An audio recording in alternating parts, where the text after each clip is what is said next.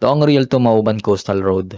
2022 pa nang huli akong makarating dito. Ngayon ay binalikan namin ang lugar na ito. Napakalaki na ng pinagbago. Yung dating rough road na kalsada noon ay may ilang portion na lamang na rough road ngayon.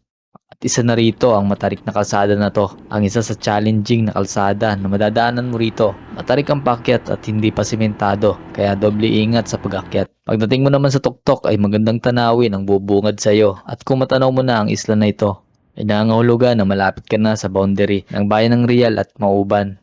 Ito ang isla na kung tawagin ay mag-asawang bato. Mula sa itaas ay matatanaw mo din ang bagong gawang jetty port na gagamitin sa pagtatayo ng windmill farm sa lugar na to. At dito rin nagtatapos ang simentadong kalsada. Dinaretso namin ang rough road na kalsada para malaman kung hanggang saan na ba ang kalsada papunta sa bayan ng Mauban.